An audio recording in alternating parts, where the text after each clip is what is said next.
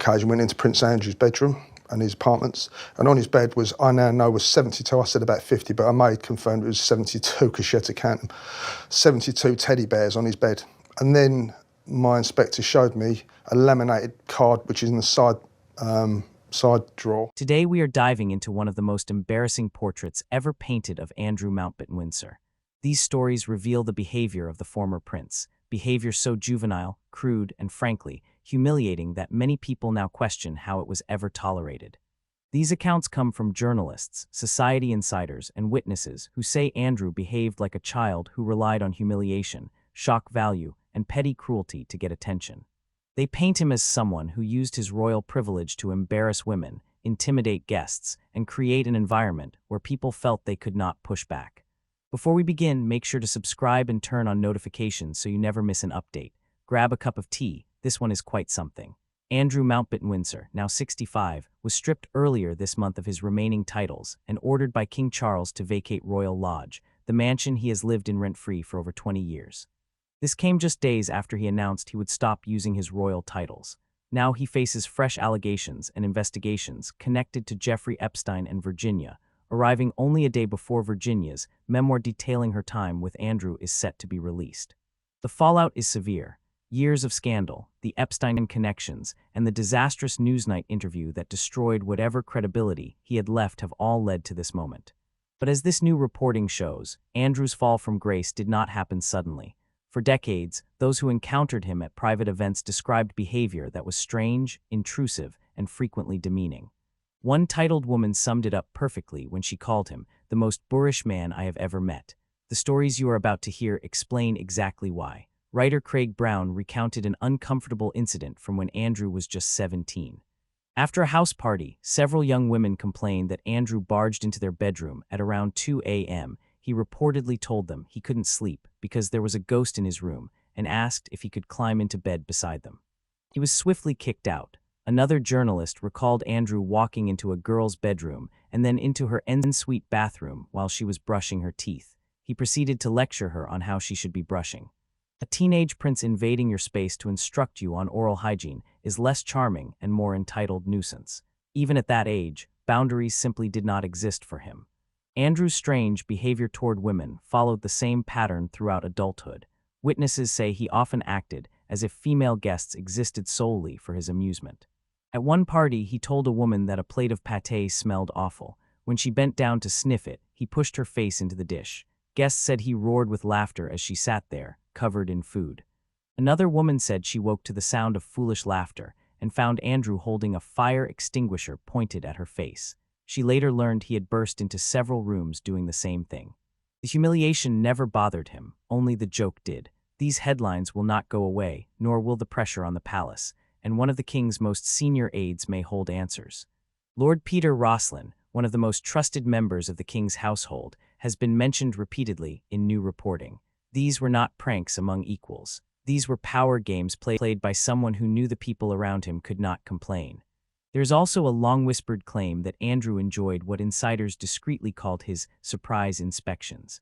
Several guests said he wandered corridors during overnight country house gatherings, pushing open any door where a light was still on.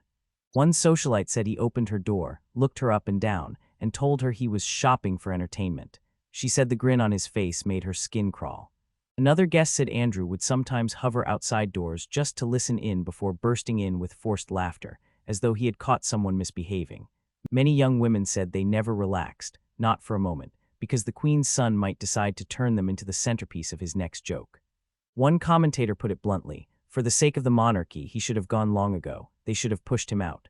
The reason it's happening now is the constant stream of new scandals, leaked emails, accusations, and witness reports, many believed to be tied to Ghislaine Maxwell.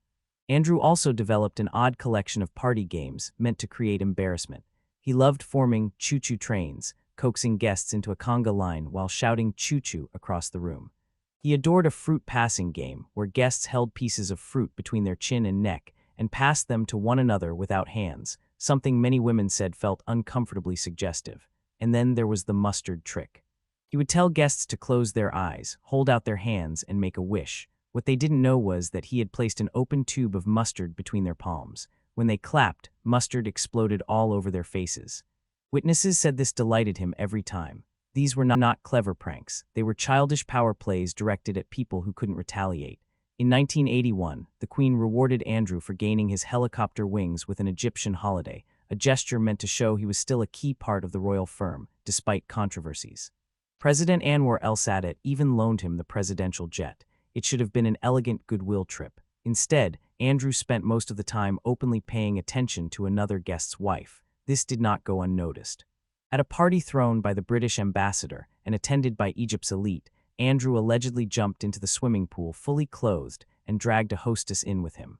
She emerged humiliated while Andrew laughed hysterically. This was not a rebellious teenager. This was a royal on an official visit representing the crown, and Andrew's antics weren't limited to women.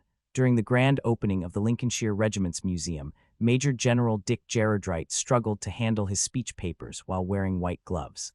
As he removed them, Andrew leapt from his seat, grabbed the gloves, and shouted, "You won't want these now, Dick," before tossing them into the audience. People were not amused.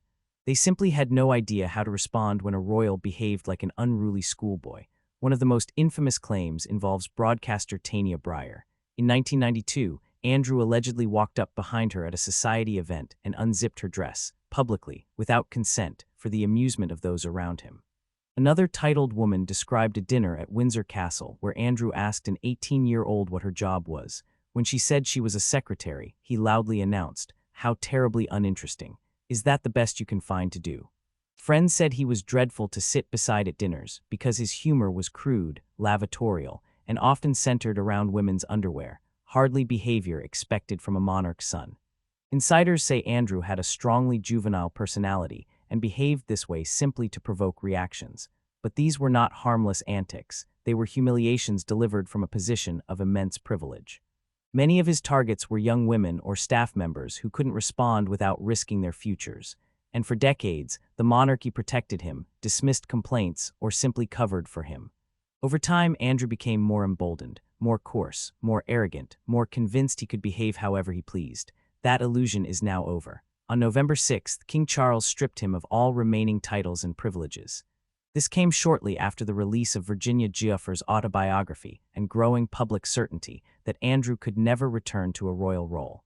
These news stories make one thing clear: the Andrew we see today is not new. The signs were always there. Andrew Mountbatten-Windsor is no longer styled as His Royal Highness, no longer holds a title, and soon may not even live at Royal Lodge. But these stories reveal a deeper truth. For decades, Andrew behaved in ways that demeaned, belittled, and humiliated others, often women, because he believed he would never face consequences. Let me know what you think in the comments. I read every single one. Should more witnesses speak out? Should the palace have acted sooner? And what does this say about the culture that allowed this behavior for so long? Don't forget to like, subscribe, and stay tuned for daily royal updates.